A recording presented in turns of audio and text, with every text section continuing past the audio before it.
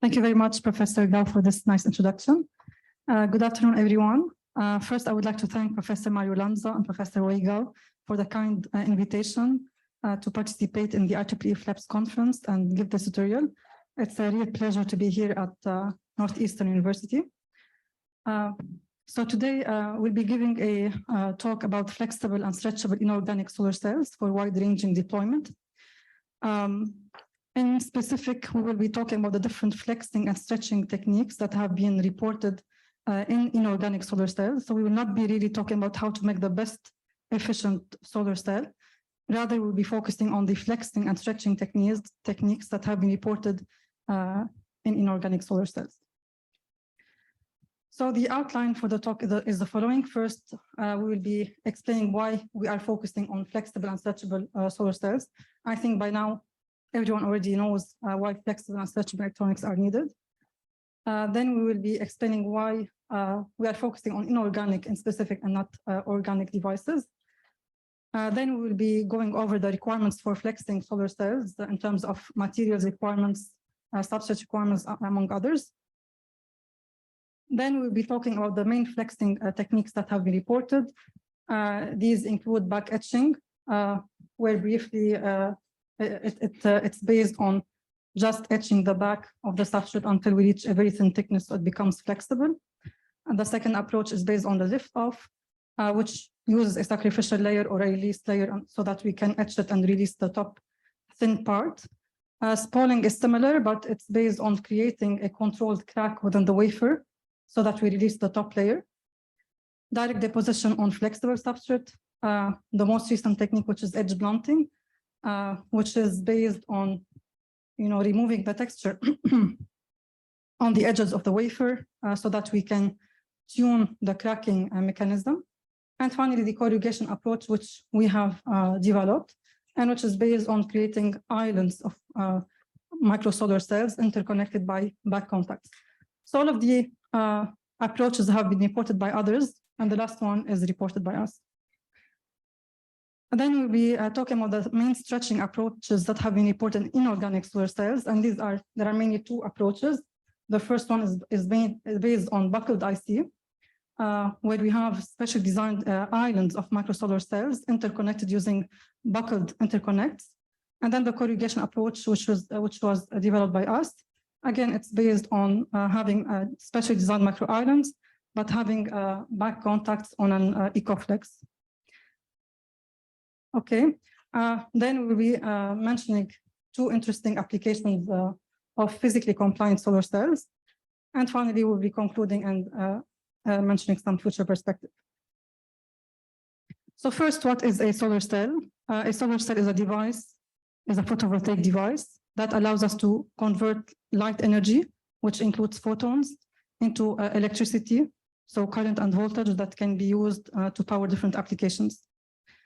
The first solar cell to generate electricity was reported in 1883 by Charles Fritz, where he used a selenium material as the absorber material, and he pressed it against a metal plate, and then on top, he added a very thin gold layer.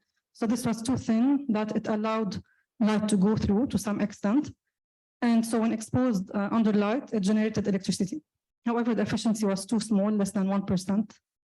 The first practical solar cell demonstration was in 1954 at Bell Labs, where they used amorphous silicon, and the efficiency was around 6%.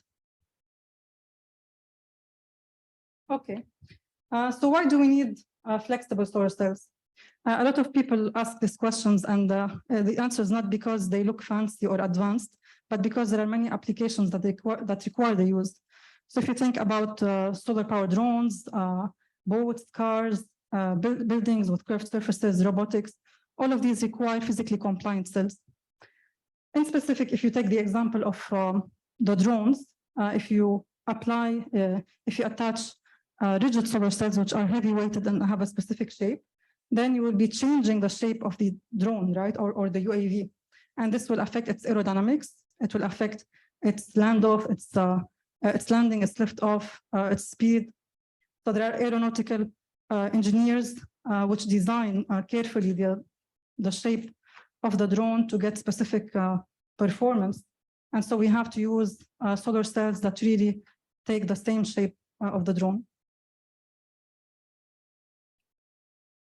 Similarly, why do you need stretchable cells? Again, there are applications which require their use, such as if you think about wearables, foldable electronics, drones with advanced drones with foldable wings. So all of these applications, if you want to make them self-powered, you have to use stretchable energy harvesters, and stretchable solar cells is one interesting option. Okay, so far we mentioned that physically compliant solar cells are needed because there are applications that require the use. But this is not all. There are other advantages to physically compliant cells. These include, first, they promise to be lower cost because we are using thinner materials. We are getting rid of the substrate, which usually contributes to a large fraction of the production cost. In addition to being potentially manufacturing using a roll-to-roll manufacturing process, which we'll talk about in a bit. They are lighter weight because they are thinner, so they are lighter weight, which means they can be portable. Also, lighter weight means that we have lower cost of transportation and storage. As we said, they are compatible with curved surfaces, and they have an easy installation compared to the rigid counterparts. And this is especially important for space applications. And then finally, they could be produced by the roll-to-roll manufacturing process. So we will talk about this process in a bit in more detail, but you can think of it as if having a line of different tools where you input the substrate and different materials, and the wafer, not the wafer, the substrate goes from one tool to another. And then by the end of this highly automated line, you get almost all of the solar cell ready. So it's much faster and lower cost compared to the batch-to-batch manufacturing process. Okay. Another important point that I would like to mention here, which is, so according to the US Department of Energy, each hour 430 quintillion joules of energy from the sun hits the earth, while the total amount of energy that the world uses in a year is 410 quintillion of joules. So this means that each hour the sun provides more solar energy than the whole world uses in a year. So this means that we have a really limitless solar energy, but we have a limited deployment of efficient solar cells. And so if we're able to really develop these flexible and stretchable solar cells with good efficiencies, then we can increase the range of potential applications of these solar cells and then make use more and more of the solar energy. Okay, so let's briefly go over the solar cell in general operating principles. So it's a PN diode operated in the fourth quadrant. So for a solar cell to operate, there are two main processes. The first one is absorption. So the material absorbs light and generates electron hole pair. The electron hole pairs are generated if the photon energy is larger than the band gap of the material. However, the electron which is generated in the p-type is a minority carrier, and the hole in the n-type is a minority carrier. And they exist only for a limited time, which is called the minority carrier lifetime, until before they recombine, right? And if they recombine, we lose them. There is no current output. So in order to get the current output, we have to have the second process, which is the separation and collection. And this happens thanks to the PN junction, where we have the built-in electric field, which separates those electron hole pairs. And then the electron goes to the region where it becomes a majority carrier. And if the solar cell is short-circuited, then we can have a current output. So, of course, you will see different structures, not a very simple PN junction. You will see additional layers, multi-junctions, maybe layers for anti-reflective coating, for light trapping. But the main operating principle is the same. And again, our focus will not be on these points, rather about the different fabrication processes that have been reported to flex and stretch inorganic solar cells. It's not possible to talk about solar cells without showing this famous chart from the National Renewable Energy Laboratory, the UNREL, which shows the best research cell efficiencies. And you can see here the different technologies, for example, multi-junction cells, single junction cells, crystalline silicon, thin film technologies, and emerging PV. And for example, you can see with the multi-junction cells, we are achieving the highest efficiency so far, reaching almost 48%. However, in terms of PV industry, silicon remains the material of choice due to its low cost, low toxicity, high reliability, good efficiency, and the maturity of the manufacturing process. So for a solar cell technology to be commercialized, it has to meet at least 3 main criteria, which are good efficiency, good reliability, and cost effectiveness. And silicon seems to be meeting these requirements and showing a good balance between these 3 criteria.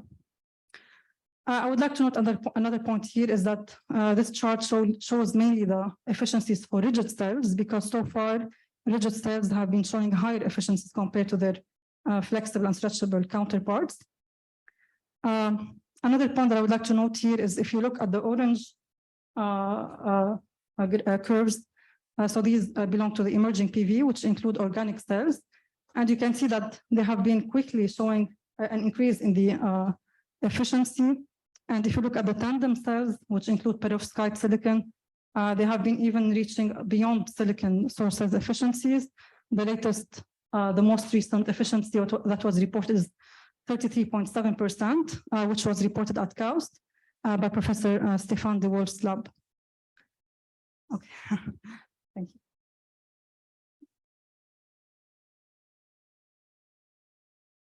Oh, okay. Thank you. Thank you.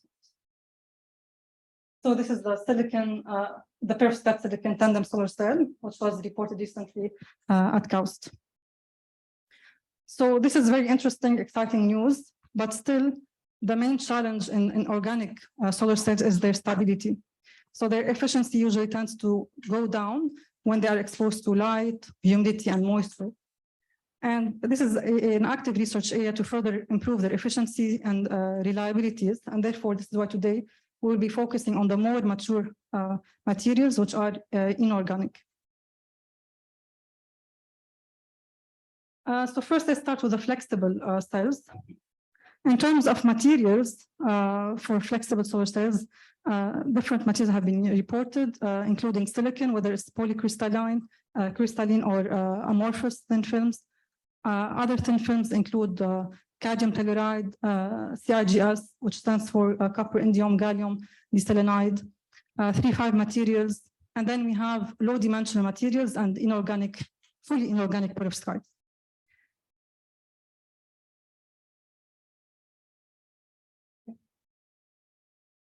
So far, crystalline silicon dominates the PV market with almost more than 90% market share. Then cadmium chloride is the second material, the second most common material in the PV industry. However, in terms of thin films, cadmium chloride is the most produced thin film solar cells. So it has a simple manufacturing process, but their efficiencies are still not quite as high as silicon. Then CIGS is showing good efficiencies. It's an optimal material for PV application. However, the fabrication process is a bit complex since we need to combine 4 elements. However, these materials have been already commercialized. You can find already silicon, cadmium chloride, CIGS, and 3,5 solar cells, which are flexible, which are already available commercially. The other 2 materials are low dimensional, such as quantum dots and 2D materials, and inorganic perovskites. And these are still at the research level. Their efficiencies are still not high, or their reliabilities are not that good. And so they still need further improvement before they can be commercialized. Before we move to the requirements for flexing solar cells, let's just briefly look at the 2 main configurations in solar cells. So there are 2 main configurations, the substrate and superstrate. In the substrate configuration, the stack of the solar cell is deposited such that the light will go from the top through the solar cell. So this generally means that you have the P-type, the P layer on top to get the higher efficiencies.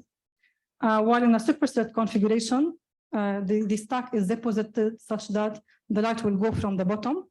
So this means usually that you have the P-type on the bottom so that you have a higher efficiency. However, it should be noted that commercially available silicon solar cells, they use the substrate configuration, but with the N-type on top. And this is because it's more commercially, more cost effective. However, having the P-type would give a higher efficiency. So there are different substrates, flexible substrates that can be used for flexible solar cells. These range from metallic foils to polymers and flexible glass. And these different materials allow for different configurations. For example, if we use metallic foils, only the substrate configuration can be used because it's opaque. While using polymers and flexible glass, since they are transparent, then either of these approaches can be used.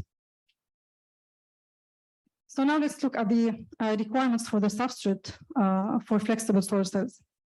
Again, we mentioned that for a PV technology to be commercially viable, it has to meet at least 3 requirements: to be cost effective, to show good efficiencies and reliabilities. So to meet these criteria, the substrate has to show, it has to be thermally stable. It has to show no diffusion of contaminants into the active layers. It should not be rough.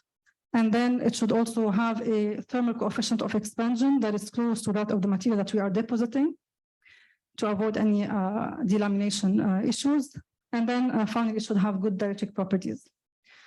So if we, however, none of the existing flexible substrates meet all of these criteria. There are always some trade-offs. And therefore, the default recipes that have been reported on rigid cells, on rigid substrates, need tweaking before they can be applied on flexible substrates. So more specifically, if we start with the metallic foils, we can see that they can sustain high temperatures, which allow us to deposit the materials, the active layers at the elevated temperatures, the optimized temperatures to get the good quality of the materials. However, they may contaminate the active layers of the solar cell and therefore cause some degradation in the performance of the solar cell. In this case, we need to have a diffusion barrier layer deposited. The metallic foils are also usually rough, so they require polishing before they can be used. The metallic foils are conductive, and therefore this makes them challenging for monolithic integration, which means cell-to-cell interconnection. Otherwise, we'll have to cut these cells and then integrate them on another substrate or packaging, as is done with the silicon solar cells, the commercial ones. Another solution is to deposit an insulating layer to allow for the monolithic integration. And finally, as you mentioned, it only allows for the substrate configuration since it's opaque. Now, polymers are preferred over metallic foils because they show no metallic impurities. Both substrate and superset configurations can be used. In fact, when we talk about polymers, the main concern is how transparent they are and their thermal stability, what temperature they can sustain. They are suitable for monolithic integration since they are insulating. However, their main issue is that they can be either expensive with a high glass transition temperature, such as polyamide, or they can be of low cost, but they have a lower glass transition temperature, such as PET and PEM. Nevertheless, polyamide remains the material of choice because it allows us to deposit materials at higher temperatures to get better qualities, but it still has a limit of 450 degrees Celsius, and therefore, for some materials such as cadmium chloride and CIGS, which require even higher temperatures, this is not going to be suitable. Finally, flexible glass, which is ultra-thin glass, shows similar advantages to the polymers. However, it has even higher transparency. It has a higher thermal transition, glass transition temperature, so it can sustain higher temperatures. It has excellent encapsulation properties in terms of low water vapor transmission rate. Nevertheless, it's expensive and it's brittle, so it has a limited flexibility and it's not compatible with the roll-to-roll manufacturing process. The other point that you mentioned is that the substrate need to have a thermal coefficient of expansion that is close to that of the material that we are depositing. Otherwise, we will have some stress-related issues such as cracking, delamination, and poor adhesion. And another point is that the substrate roughness should be low to avoid shunting and pinholes issues. But as I mentioned, there is no single substrate which, at least so far, meets all of these criteria. For example, aluminum foil is low cost, has a high thermal stability. However, it has a thermal coefficient of expansion mismatch with CIGS. Zirconia meets almost all of the criteria, but it has a high cost and is brittle, while polyamide is limited to 450 degrees Celsius processing temperatures. Okay, then next, in terms of material requirements. So if you look at this chart, which is specific to silicon, this is a study by Professor John Rogers' group. You can see that as the thickness of the material is reduced, the flexural rigidity is reduced, which means it becomes more and more flexible. And this is the minimum bending radius. We can calculate using this equation, which depends on the Young's modulus, the thickness, and the mechanical strength of the material. But it shows also that as the thickness is reduced, the minimum bending radius can be reduced, which means it's more and more flexible. However, if we thin down the material, although we are getting more and more flexibility, but on the other hand, the optical properties are going to be degraded according to the Beer-Lambert's law. So when we reduce the thickness, the absorbance is reduced, as you can see in this chart. So it means that you have less material that's absorbing light, right? And you can think of efficiency in terms of how much of the light is being absorbed and converted into electrical energy. So you have here a trade-off between flexibility and efficiency. Commercial silicon solar cells, they have a thickness of around 150 micron to 200 micron. They can absorb light in the range of 300 to 1100 nanometers. However, they are rigid, they are non-flexible, and therefore researchers have been working on making thinner silicon, first to achieve flexibility and also to make them lower cost. So let's look now at the different approaches that have been developed and demonstrated in the past for flexing solar cells. And let's start with the silicon, and in specific amorphous silicon. So amorphous silicon has been widely used in PV and electronic devices due to the ability of the PECVD to deposit high quality amorphous silicon on large areas with high yield and high throughput, as well as the ability of the PECVD to move the wafers from one tool to another after long times of depositions without a time off. The amorphous silicon-based PV devices have been shown on on a wide range, actually the widest range of substrates. So you can see here, you have different polymers, different metallic foils, as well as glass. However, the efficiencies have been limited to less than 15%. Actually, the 16.3% is achieved with silicon germanium. So amorphous silicon with the silicon, it's a multi-junction with silicon germanium. But if we look at only the pure amorphous silicon based solar cells, the efficiencies have been less than 15%. So they are showing lower efficiencies compared to crystalline silicon. However, they are lower cost and they can be suitable. They are compatible with the roll-to-roll capability, and therefore researchers have been trying to show amorphous silicon based flexible solar cells. So in terms of metallic foil, both stainless steel and aluminum have been used. As we said, they can sustain the high temperatures which are needed to deposit the material with good quality. In this case, it's around 200 degrees Celsius for amorphous silicon using PECVD tool. However, we said it requires planarization and it requires deposition of some diffusion barrier and insulation to allow for the monolithic integration.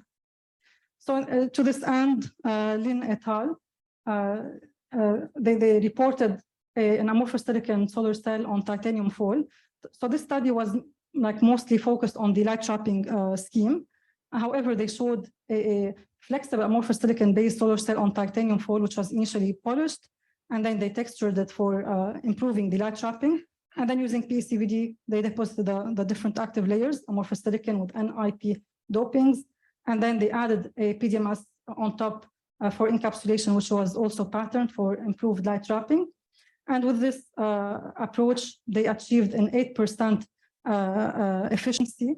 They also showed some flexing characteristics. So they did banding cycles up to 1,000 cycles, showing negligible degradation. The same team did the same deposition on aluminum foil, and they showed degraded performance due to the lower flexibility of aluminum compared to stainless steel. Also, thin glass has been used. So thin glass, we said that it has excellent encapsulation properties. However, it has a limited flexibility, and it's more expensive, but still researchers have shown the deposition and the fabrication of flexible solar cells on top of it. Again, so it was using direct deposition using PECVD tool of the active layers. And the efficiencies in this case were around maximum 9% for tandem cells. But in this case, the researchers did not show any flexing characterization, although in terms of pictures, they showed a flexible solar cell. Then in terms of polymeric and plastic substrates, so these can be divided into two main categories. We said we have polymers which can sustain high temperatures, however, they are expensive, such as polyamides. And they have been used and people have reported amorphous silicon-based solar cells on top of polyamide showing efficiencies up to 12%.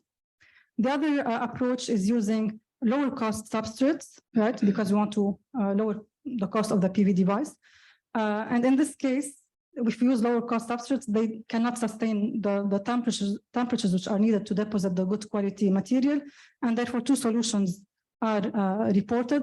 The first is to do liftoff or transfer, which means we first fabricate the full stack on a substrate which can sustain the high temperature, and then we transfer onto the lower cost substrate. So to this end, and of course there are different ways to do the transfer, but one famous approach is the helianthus concept. In this case, a sacrificial aluminum metal foil is used where the fabrication of the solar cell with the optimized temperature was done using PECVD. And then a polymer was attached on the top, and the back aluminum foil was etched, right? So you end up having the solar cell directly on the polymeric substrate. Of course, you do the additional processing to make the contacts where you etch the aluminum. And using this approach, researchers showed an efficiency of around 8%. The second solution for using low-cost substrates is to do direct deposition at low temperatures, right? So this means you will not be getting the optimized, you will not be able to be using the optimized temperatures, and you will be getting lower qualities and therefore lower efficiencies most probably. So there are two main steps in the fabrication of amorphous silicon which require high temperatures, and these are the deposition of the active layers, the amorphous silicon, which requires 200 degrees Celsius. The next step is the fabrication of the textured front or back surfaces for the light trapping. And these usually require temperatures from around 300 to 400 degrees Celsius. So this step can be avoided where we can deposit first the material and do post-deposition chemical etching to texture it, or we can use a pre-textured substrate using hot embossing or non-imprint, for example. But in this work, researchers did not do any texturing, and they directly deposited the NIP layers at 150 degrees Celsius on a PN substrate, and the efficiency was low, so it was almost 5%.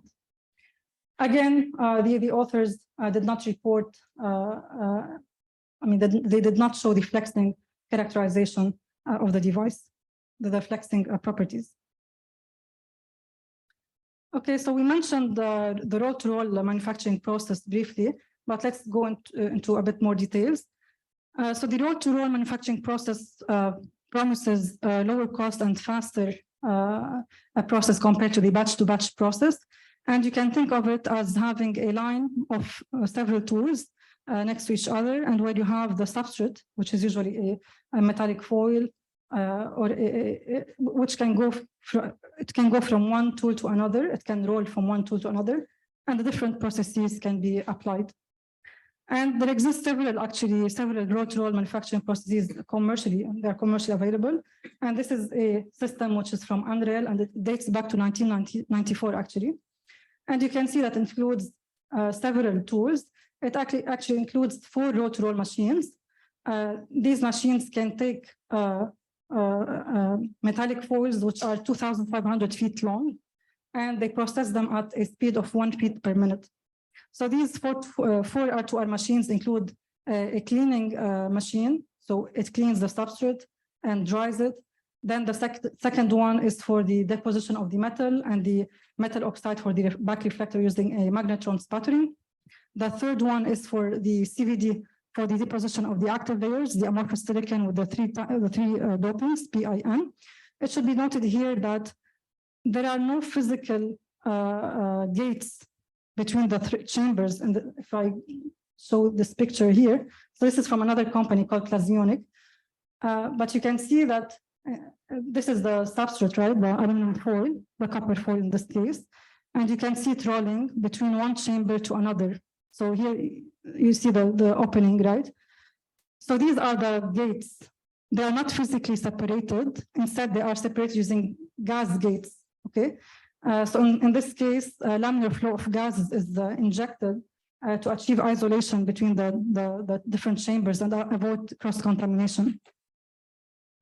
And finally, the fourth roll-to-roll machine was the reactive vacuum evaporation for the deposition of the transparent conductive oxide. So at the end of this highly automated manufacturing line, we get almost most of the solar cell ready. We just need to do some additional patterning for the top contacts and then the cutting and the assembly. And as I mentioned, there are already several commercially available R2R machines and companies using them, such as Unisolar and Hyatt Solar, which is already producing over 24-meter long solar cells based on folds with lightweight and an efficiency of around 8%. So this is based on amorphous silicon. So the next material is the crystalline silicon. We said that crystalline silicon shows better efficiencies compared to amorphous silicon. And we said that also crystalline silicon dominates the PV market with over 90% market share. However, usually the wafer contributes to the majority of the, or to a big part of the production cost. Nevertheless, researchers still tried to explore making flexible crystalline silicon solar cells by back etching. So it's an expensive approach because we are etching the expensive part, right? So to this end, researchers, they first thin down the silicon wafer by chemical etching to below 50 micron. And then they go ahead and they fabricate the solar cells. So they deposit all the active layers at the optimum temperatures. And for example, using a 40 micron thick crystalline silicon, a 17.4% efficiency was achieved, while using a 30 micron thick crystalline silicon, a 12% efficiency was achieved. Of course, as the thickness is reduced, we said the absorption is reduced, and therefore the efficiency is expected to reduce. Nevertheless, both researchers did not really report many of the flexing characterization. Only this work reported a minimum bending radius of 6 millimeter. Another interesting approach for making crystalline silicon-based flexible solar cells is reported very recently by researchers at the Shanghai Institute of Microsystem and Information Technology. So in this case, the researchers first noticed that by thinning down a silicon wafer to 60 micrometer, it becomes ultra flexible like a paper. But when it's textured for application in solar cells, it becomes brittle. So they noticed also using ultra speed camera imaging, that the cracking was starting at the edges, as you can see here, at the edges of the wafer. So they came up with the idea that what if they remove the texturing just at the edges of the wafer, right? What would happen? So they did this, they chemically etched the edges of the silicon wafer to remove the texturing. and the wafer regained its flexibility.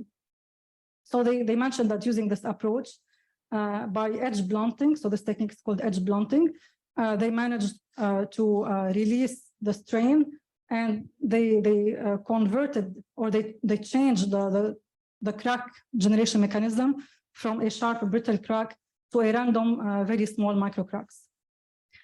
And so using this approach, researchers showed an efficiency of 24%. However, it was smaller compared to the rigid cells, which is around 26. But this is expected again because we are losing the thickness and therefore losing the absorbance. So the researchers did the characterization, some reliability characterization in terms of banding.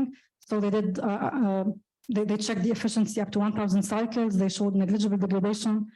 They also showed thermal cycling between -70 and 85 degrees Celsius for 120 hours, again showing negligible degradation. And then they simulated a violent storm where they exposed these flexible cells to a strong airflow for 20 minutes, and the cells were able to retain 96% of their original efficiency. Yes. Yes, exactly. So when you simulate a violent storm, right, when you have a strong air on the solar cell, it will bend, right? It will shake, and yes, so it might generate some cracks in the solar cell, which will affect its efficiency, right? So the approaches that I have mentioned so far for crystalline silicon, which are based on mainly on back etching, they are interesting. They are showing, I mean, flexible solar cells, but the main disadvantages are that we are losing the substrate, right? We are etching it away, which contributes to a large portion of the manufacturing cost. We are losing of the efficiency because lower absorption, and the mechanical resilience becomes degraded, right? Because it's thinner and it's more difficult to handle these brittle, brittle thin wafers until they are packaged. So to overcome these limitations, myself and Professor Mohammed Hussein, who's at Purdue University now, so this is a work when I was a postdoc with him, we developed another approach to allow us to convert commercially available large-scale rigid monocrystalline silicon-based solar cells into their ultra-flexible version, and later stretchable, as I will be showing later. But here I will be showing the flexible version first. So we are converting commercially available silicon solar cells into their flexible version without having to thin them down and without losing or without degrading the original performance. And this approach is based on creating islands, as you can see here, islands with different shapes. So we are creating alternating grooves in these silicon solar cells with different designs. The different designs allow for different flexing capabilities, different specific weights, and different output powers. So depending on the application requirements, one can design or use the specific design which is most suitable. So let's look into more details. So the fabrication process is very simple, based on 2 steps. First, I would like to note that this approach can only work on solar cells with the technology of the interdigitated back contacts. So this technology does not have any contacts on top, only at the bottom, and they are interdigitated. So the P and N contacts are at the bottom and interdigitated. So we get this commercially available 5-inch by 5-inch solar cell. We coat with a photoresist and then with a polyamide as a mask. Then this polyamide is patterned using a CO2 laser. And then the exposed areas are completely etched using DRIE, deep reactive ion etching, to remove the silicon in these trenches until the back contacts are exposed. So imagine that, okay, we're also doing some etching here, but the grooves are only 140 micron wide. So the overall area that we're losing is very small, less than 8%, depending on the designs. And the islands, each island is still thick, right? It's around 140 micron, which means we are maintaining the mechanical resilience of these cells. It's easy to handle them. So using these 2 steps only, CO2 patterning and then DRI etching, we end up with the ultra-flexible solar cell. Here you can see the flexible solar cell being bent, taking different shapes. So here it's bent around a pen. Here it's taking this shape. It shows dual curvature. And here we attached it on a drone with curved surfaces, so it's taking the same shape without showing any cracks. And here you can see a zoomed in picture of the corrugation approach. So you can see the islands.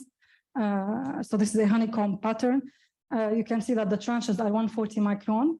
And we did a lot of flexing and reliability measurements that I will show in the stretchability section. But in this case, the minimum bending radius that we could achieve was 140 micron. Of course, different designs allow for different flexing capabilities, as I mentioned, but the minimum was 140 micron. And we checked the minimum bending radius. Also, we checked under using imaging, what's the mode of failure. The main failure was when we bend the solar cells beyond the minimum bending radius, the islands start to peel off of the back contacts. Then we checked the electrical performance of the solar cells. So here you can see the rigid, or the original one versus the different corrugated solar cells. You can see there is negligible degradation in the electrical performance.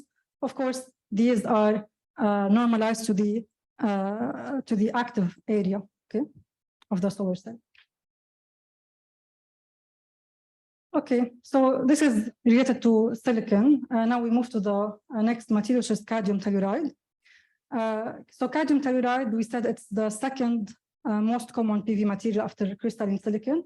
But in terms of thin film solar cells, it's the most produced thin film solar cells. And First Solar, for example, is already producing, mass producing these PV cells with an efficiency of 22%. So cadmium telluride has a band gap of 1.45 to 1.5, depending on whether it's polycrystalline or crystalline. So it's ideal for PV application with theoretical efficiencies of around 27%. However, the high efficiencies in cadmium telluride have been reported only when the cadmium telluride was grown at high temperatures, which is above 500 degrees Celsius.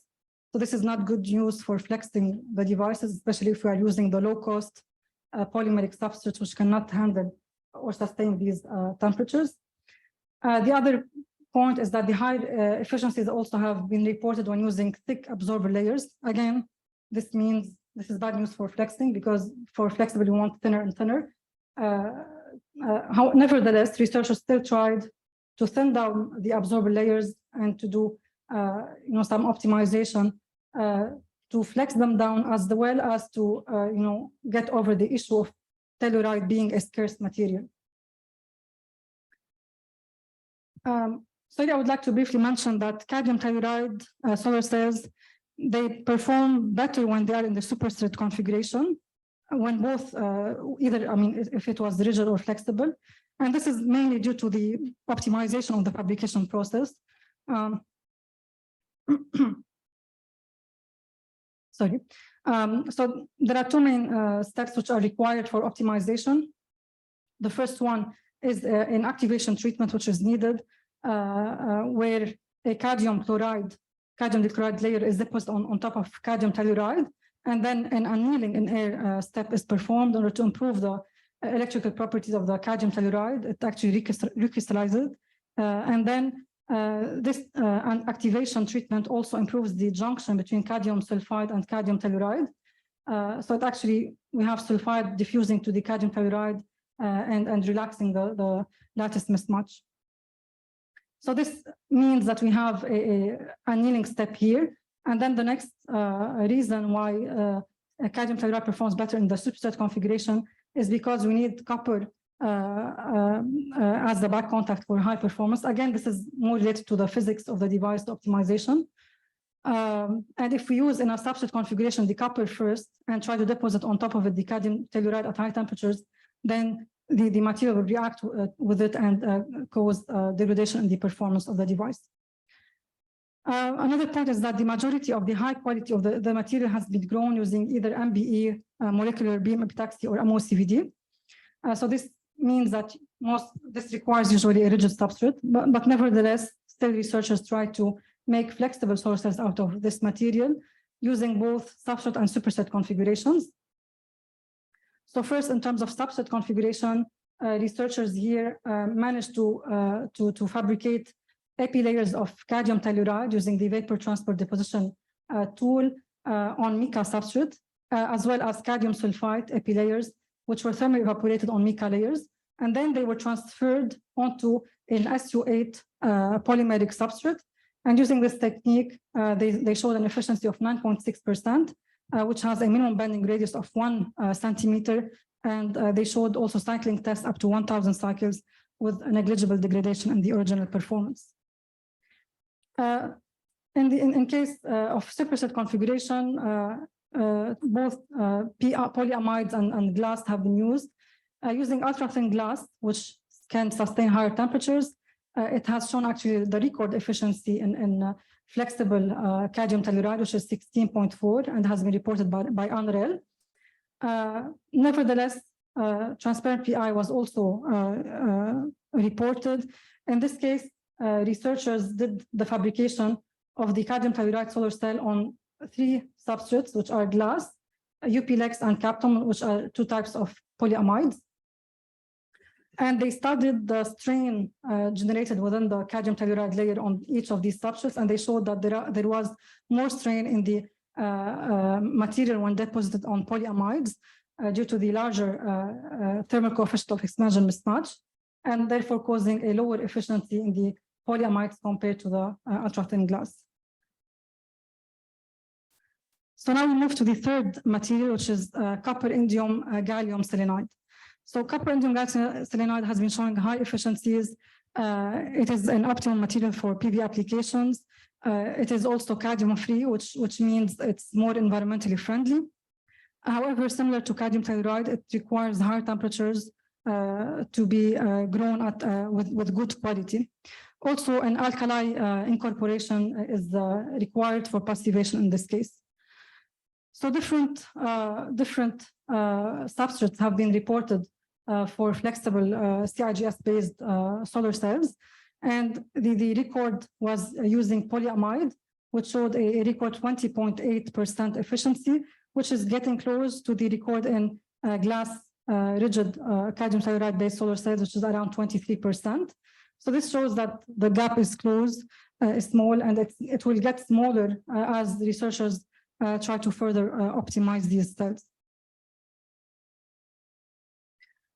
So in terms of substrates, so not only metallic foils have been used, but also polymers and glass.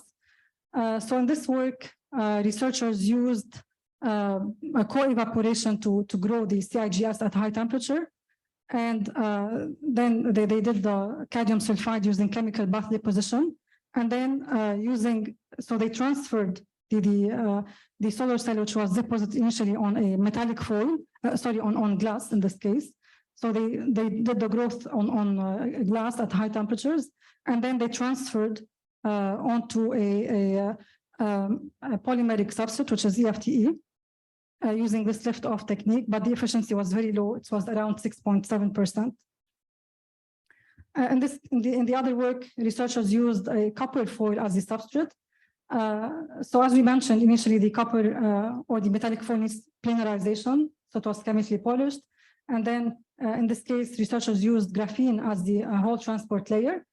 The graphene was grown on copper by CVD, followed by the fabrication of the CIGS layers at 500 degrees Celsius. So again, the substrate it can sustain the high temperatures which are needed. Nevertheless, since the stack was not optimized, they didn't do texturing, they didn't do alkali incorporation, they got an efficiency of only 9.9%. And there was no flexing capability characterization, although you can see with the pictures that it is flexible, as well as here. And finally, researchers have used zirconia substrate, so it's a ceramic substrate, which can, again, sustain high temperatures.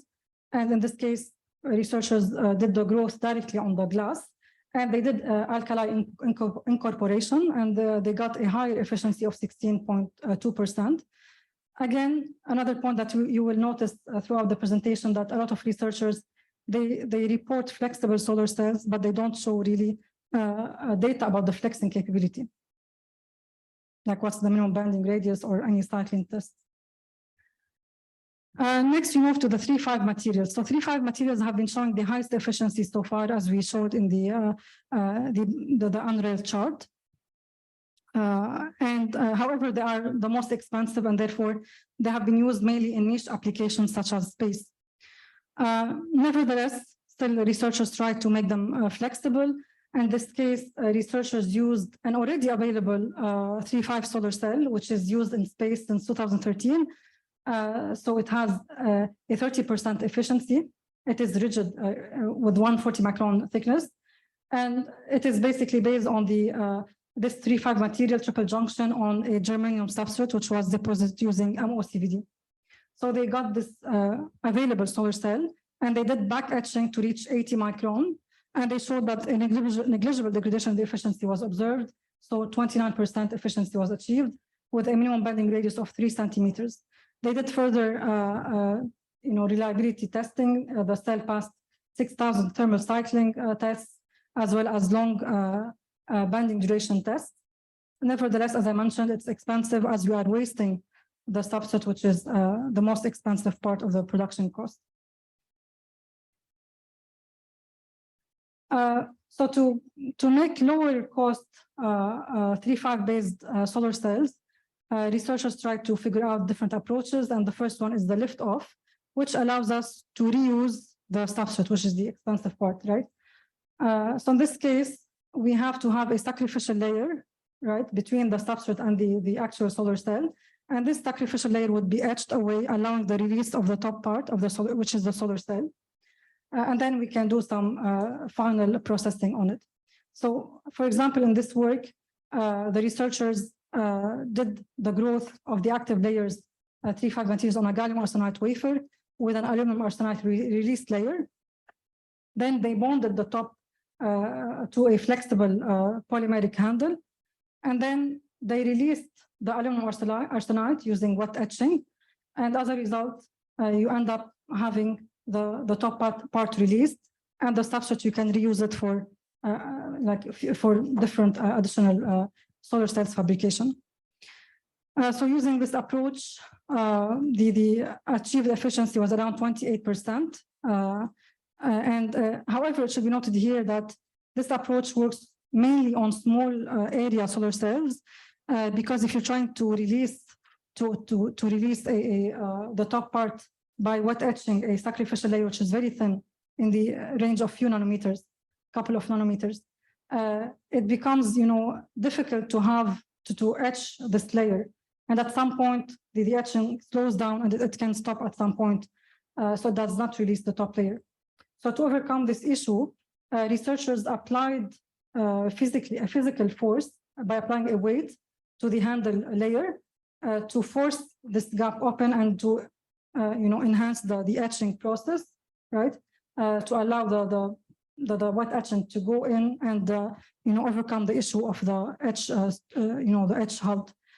However, this shows that in this case you need a specific apparatus, right, to do this process. So it's adding to the cost.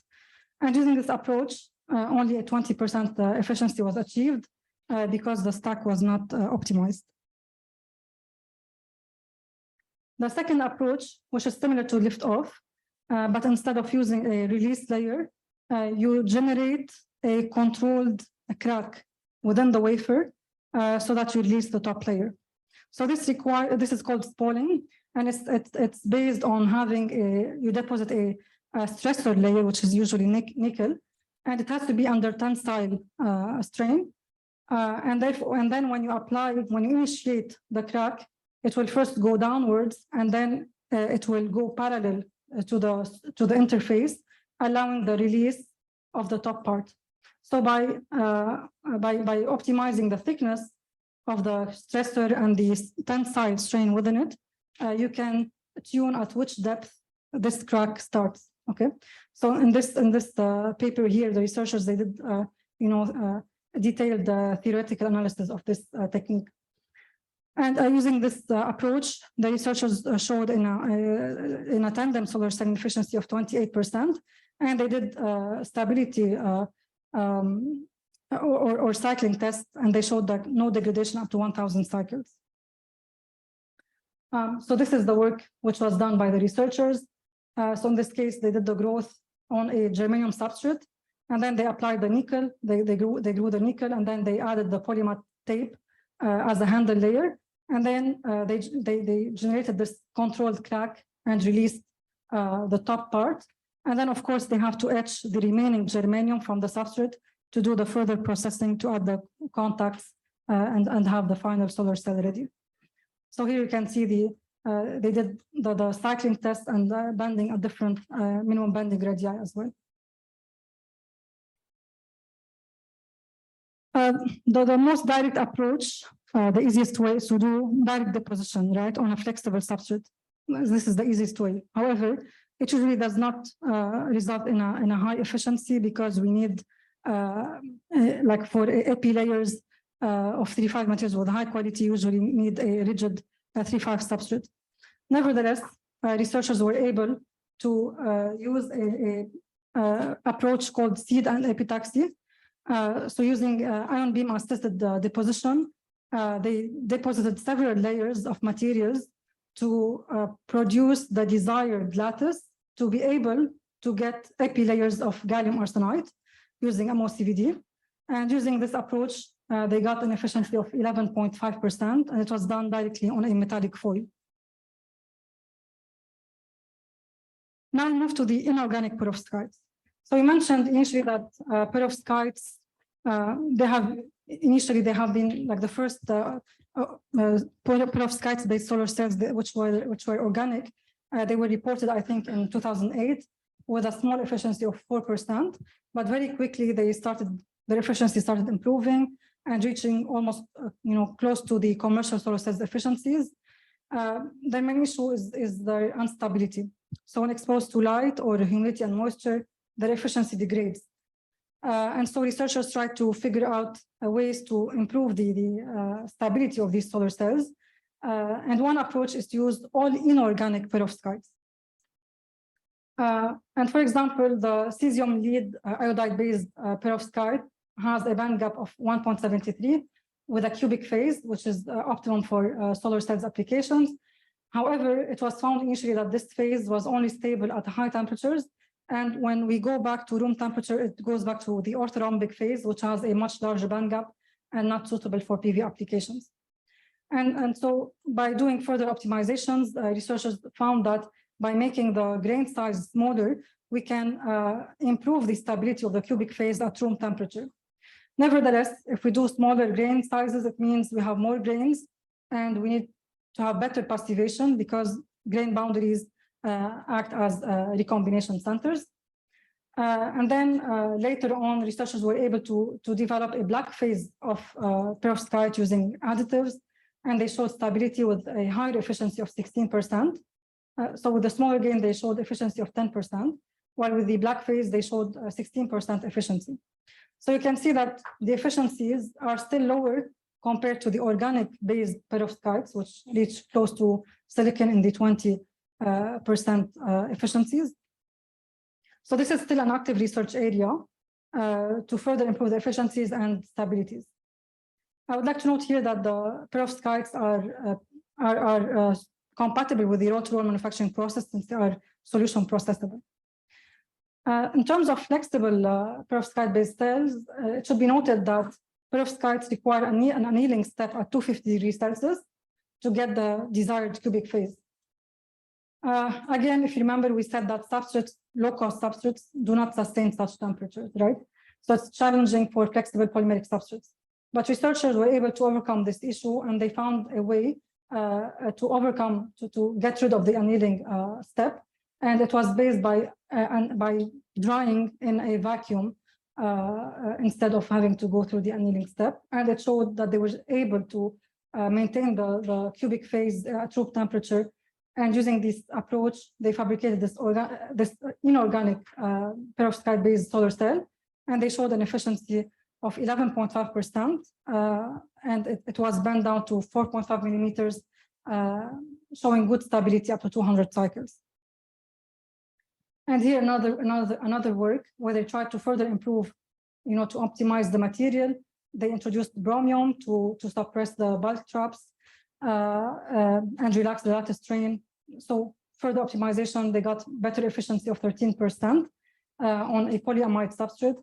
But the efficiency in this case, it drops to 80% of its original value when exposed to humidity for only 5 hours. So again, this is still an active research area. It requires further optimization of efficiency as well as stability before it becomes commercially viable. Yes. So organic inorganic, as far as I'm concerned, organic inorganic perovskite can be configured at lower temperature, right? Inorganic? Organic inorganic hybrids. Okay. Yes. Right. And we also have higher efficiency in those sort of solar cells. So people, is there some report like flexible solar cell based on those perovskite? Right. So I have a chart at the end of the flexible solar cell where it shows the efficiencies of perovskite solar cells, which include organic and hybrid. I think the highest was in the 20s, but still the main issue with organic materials is the stability. So inorganic shows better stability, but still it's not there, right? Not a few reports of like organic perovskites which have been stable for I think around 1 year, right? Right. The commercialization requirements is 20 years. Yeah. Right. That's the main issue. Like it's still an active research area, right? Okay. So next is the low-dimensional materials. So there have been very few reports on low-dimensional materials-based solar cells. So low-dimensional such as quantum dots and 2D materials, they have some advantages in terms of high collection efficiency, large surface area to volume ratio, flexibility, but there have been very few reports using solar cells where they have been used as active layers, such as absorber or contacts. And the main issue is the fabrication process not scalable, and also the cell-to-cell variation poses a concern here. So in this work, you can see researchers where they grew germanium quantum dots using PECVD, and then they grew the other active layers, the N-type and the intrinsic amorphous silicon germanium layers also using PECVD. And these were deposited directly on a stainless steel foil substrate. They showed an efficiency of 8%, and they showed that it is better compared to when not having quantum dots. So in this paper, they mainly showed the in-depth characterization of the growth process of these germanium quantum dots, but there was no data on the flexing characterization. And in this other work, researchers used graphene as the top electrode due to its high conductivity and transparency. So the graphene was grown on top of copper foil. It was doped with gold to achieve the P-type. And then it was transferred onto a silicon thin film, which was prepared by spalling, the spalling technique that we discussed. The efficiency in this case was 7.4%. Also, another report used CNTs with silicon PN solar cells. They showed, again, similar efficiency of 7.4%. So as you can see, the efficiencies using low-dimensional materials, flexible solar cells, have been very, very small, less than 10%. And as I mentioned, the main issues are the low efficiencies, the concern of the cell-to-cell variability, and the the production or the manufacturing process cannot be scaled up. So these require further studies and improvements before they can be commercialized. So far I have talked about the flexible solar cells or the flexing techniques, flexing approaches that have been reported. But one main layer that needs to be used when commercializing any solar cell is the encapsulation layer in order to protect it from the outer environment and to also make it more mechanically resilient. Commercially available solar cells, the rigid ones, they use glass as the encapsulant, which has excellent encapsulation properties, such as a very low water vapor transmission rate, which is in the 10 to the minus 12 gram per meter squared per day. While if we are using flexible solar cells, we cannot use rigid glass. And if you use thin glass, it's not too flexible, right? We said it's brittle. So you have to use some other layers. If you use polymers, then polymers, they suffer from a very high water vapor transmission rate, which is 1 gram per meter squared per day. Another requirement for the encapsulant is that it needs to protect the solar cell from UV light, as well as being itself UV resistant, right? Because if you are using a substrate in the solar cell, a polymeric substrate, its mechanical properties can degrade when exposed to UV light. The polymeric encapsulation that is available commercially, I think from DuPont, is called EVA. However, it's very expensive, so it's not commercially viable to be used on these flexible solar cells.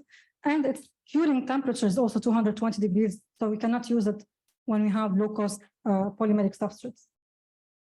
Other options include organic, inorganic layers. For example, this company developed a flex PCBD, which can do these coatings, and they promised a 10 to the minus 6 gram per meter squared per day water vapor transmission rate. Other options include oxides, which can be fabricated using ALD or sputtering using roll-to-roll manufacturing process. But again, this is still an active research area for flexible solar cells. So this is the chart that I was mentioning. So this is for benchmarking flexible solar cells. First, I would like to note that it doesn't include 3.5 solar cells because they are high cost and usually used in niche applications for space mainly.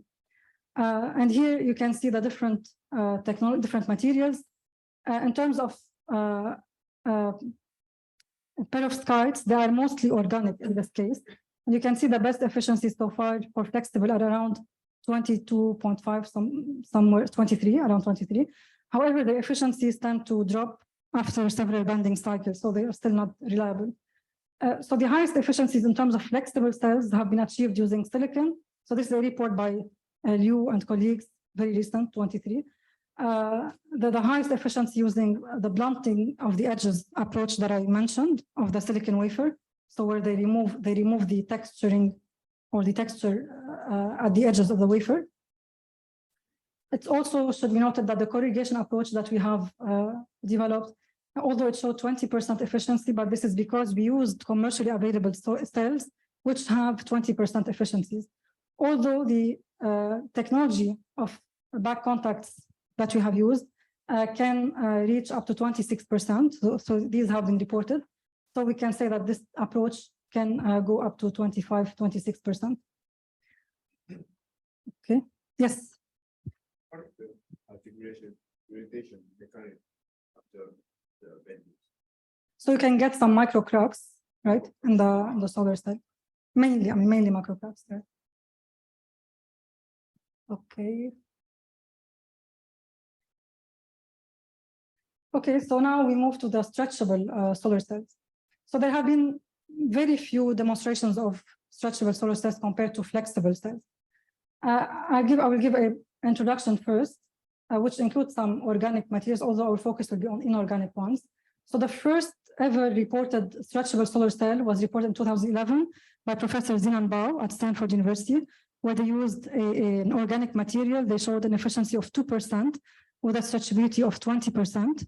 Very soon after, in 2011, Professor John Rogers' group, who was at University of Illinois at that time, they used, in this case, inorganic material, 3.5. So we'll go into more detail for this material, for this approach in a bit. But they used 3.5 material. It's based on having islands on a pre-strained substrate, which is also textured. And using this approach, they achieved 13% efficiency and 27% stretchability. The same group then later optimized further the islands, the design of the islands and the material. So they use here a dual junction instead of a single material. And they achieved 19% efficiency with enhanced stretchability up to 54%. And then later on, Professor Takao Someya's group at University of Tokyo showed an 8% efficiency with 52 stretchability, but it was based on organic materials. So in terms of inorganic materials, there have been really mainly two approaches. This one reported by Professor John Rogers and the corrugation that we have reported. So in this case, Professor John Rogers' group first developed this PDMS-based template where they have islands and trenches. And they did a lot of theoretical analysis. They showed that when stretching the structure, the trenches, they localize the strain in the trenches, while the islands experience very negligible strain. For example, if you stretch up to 20%, the full structure, the trenches stretch up to 123%. However, only 0.4% is shown in the islands region. So this shows that you can add here some rigid material, islands of rigid materials, and achieve stretchability without causing any strain within the rigid brittle material. And so they fabricated here gallium arsenide-based solar cells. So first they fabricated them on top of gallium arsenide wafers. They released them using the Liftoff technique that we discussed. So they used an aluminum arsenide release layer. Then they patterned the cell into these islands, and they interconnected them using titanium gold. And then they transferred onto this template, right, which was pre-strained initially. So they pre-strained it. And then they transferred it. Upon releasing the strain in this template, those interconnects initially buckled upwards. And so they had to press them with a rigid plate to go and buckle downwards. And then finally, they bonded a PDMS encapsulant. And so you can see that using this approach, they achieved an efficiency of 13% and 27% stretchability. And here you can see the encapsulant, and you can see that it's allowing the trenches. I mean, it's not causing any issue with the trenches, since this is where the stretching will take place, where you have these interconnects. And they did the reliability studies. So they checked the efficiency before and after stretching, and up to 1,000 cycles, and showing no degradation in the performance of the cells. Again, by doing further optimization for the islands design to localize the strain in the trenches, so they added this notch to increase this gap, allowing for more stretchability. And they also optimized the material. So they used a tandem cell. They achieved an efficiency of 19% and 54% stretchability.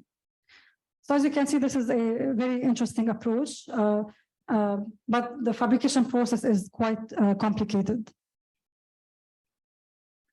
Next, we used our corrugation approach, which is similar to the one that I have shown for flexing. So similar fabrication process, but in this case, we just applied an EcoFlex on the backside. And the islands in this case were patterned parallel to the back contacts. So the back contacts are linear, as you can see here. They are interdigitated and they are linear. So we patterned them parallel to these back contacts. And so the main limitation here is that we can achieve stretchability in one direction only, perpendicular to these back contacts. But if we could make back contacts with different fractal designs, such as serpentine, for example, then we could achieve stretchability in different directions. But again, we were not fabricating the solar cell. We got a commercially available one. So we were limited by the design of the back contacts. Again, the fabrication process is simple, 2 steps, CO2 laser patterning, and then DRI etching. And here you can see a video of the stretching. So we have an EcoFlex on the backside. And in these images, you can see that when stretching, the EcoFlex, which is in between the contacts, absorbs the strain while the rigid areas remain intact. And here you can see the stretchable cell being wrapped around a spherical shape.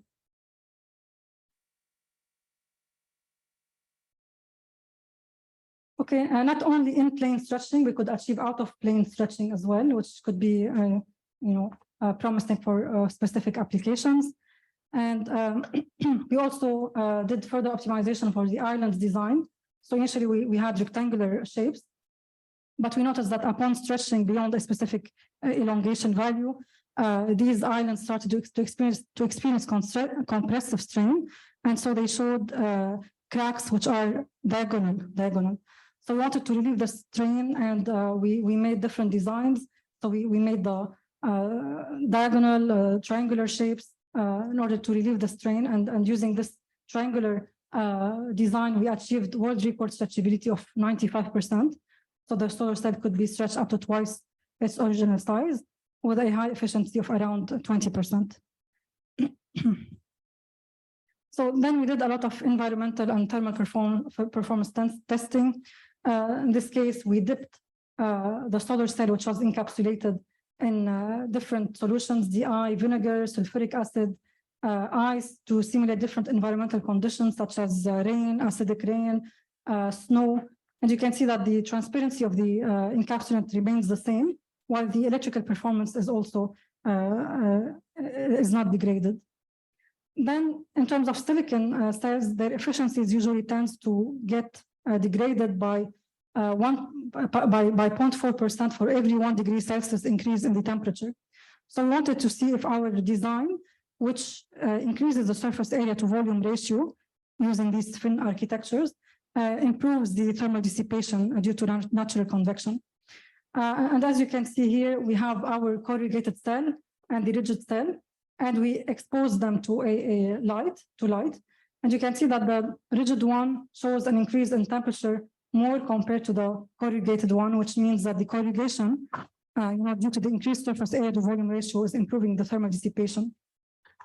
Another test to confirm this is we put the different, the flat cell, the conventional one, and the corrugated ones with the different designs under a solar simulator, and we kept the shutter open, okay, for 16 minutes. So the light was on for 16 minutes, and we checked the power output every 1 minute, and we can see that the octagonal corrugated solar cell, which showed the highest surface area to volume ratio, showed the lowest decrease in power output, which means the best thermal dissipation performance. Another issue with the encapsulation is that usually when a solar cell is encapsulated to protect it, it can have a different thermal coefficient of expansion compared to the material underneath it. And so when exposed to under light, it gets heated up. Then due to this TCE mismatch, the rigid cell would bow upwards, which can at some point create some cracks and macro cracks in the cell and degrading its efficiency. And so we show that the corrugation approach allows the material to expand without having to bow upwards and generating any cracks. In terms of mechanical performance, we did cycling tests. So this is for the flexible solar cells. This is a 3D apparatus that we have printed in our lab. We did the bending cycles up to 500 cycles. We also did stretching cycles for the stretchable cells. Again, you see negligible degradation when stretched for different elongation percentages up to 500 cycles. We also did a drop test, mechanical shock test using the assistance of a drone. We dropped the solar cell, which was encapsulated from a height of 30 meters. Then we checked the performance, electrical performance of the solar cells, showing negligible degradation. So this means that the encapsulation was absorbing the shock. It should be noted that a rigid solar cell, which is unencapsulated, would shatter completely if thrown from a height of 2 meters. Finally, I would like to mention a few interesting applications. The first one is on UAVs. So in this work, we used our own corrugated silicon solar cells. We attached them on a Wingtra drone. We used the Falcon Viz startup at KAUST to fly these drones. It's difficult to fly them if you don't have the experience. We showed an extension in the flight time of these drones using our solar cells. However, our issue was we needed more optimization for the power management chip since we used a commercially available one, so it was not optimized to our application. And here it shows the edge blunted based flexible solar cells on UAVs, which could also fly up to 20 kilometers of height. Another interesting application that we have shown is in spherical solar cells. So I think Professor Yang Chai mentioned that they were inspired by the eyes of a fly for their application in sensor computing. We were also inspired by the eyes of the fly, the house flies for spherical solar cells. So if you try to catch a house fly, you usually find a difficulty in catching it. And one of the reasons is because it has a field of view of 270 degrees. It can see around it in 270 degrees due to the design of the eyes, while a human being can see 180 degrees field of view. So we wanted similarly to increase the field of view of solar cells so that they can harvest solar energy from the different directions, including the background reflected light all day, all seasons, without having to use a traditional, solar tracking system.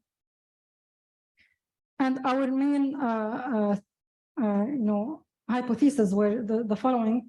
We wanted the spherical cell to be able to track the sunlight without having to use the energy consuming, the heavy sun tracking system. We wanted also to be able to collect the reflected light from the background. We wanted to see that the corrugation approach helps in the heat dissipation. As I mentioned, for every 1 degree Celsius increase in temperature, 0.4% efficiency decreases. And the final step is you wanted to show that the spherical cell shows improvement in terms of dust accumulation compared to a traditional flat cell with the same projection area. So I will not go into too much details, but we use the same corrugation approach. But in this case, we had to design these elliptic shapes so that we could wrap the full thing into a spherical shape. Then we did a lot of extensive characterization. We checked the power output when different reflective backgrounds were used, such as white papers, black papers, aluminum paper, sand, and an aluminum cup. And we showed, for example, that using aluminum cup, you can increase the power output by almost 100% compared to a traditional flat cell with the same projection area. While if you use a white paper, you can increase it by almost 40%. Then we did also thermal performance studies, similar to the study that I have shown previously. We kept the solar cell under the solar simulator with the shutter open for several tens of minutes, and we checked the power output in time. And we compared it to a flat cell with the same projection area, and we showed that the maximum temperature on the spherical cell was lower, and the decrease in the power output was also lower with the spherical cell compared to the flat one, which means that it's showing better thermal dissipation due to natural convection, due to the fin-like architecture, which increases the surface area to volume ratio. And finally, we also did an experimental study to show that we have less dust accumulation on the spherical cell due to its shape, to the angles here, when compared to a flat cell with the same projection area. And usually dust acts as a mask layer, which reduces the absorbance of light. So with that, I would like to just mention one last point here.